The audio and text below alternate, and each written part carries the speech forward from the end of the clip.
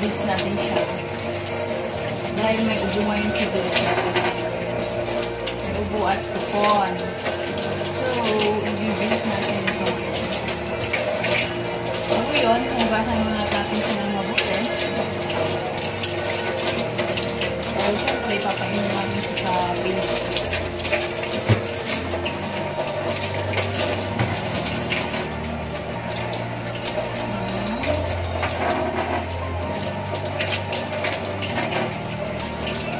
Very effective to guys kasi na-try namin ito kahapon. Nakita ko agad yung pagbabago ng ulo niya. A few inches later.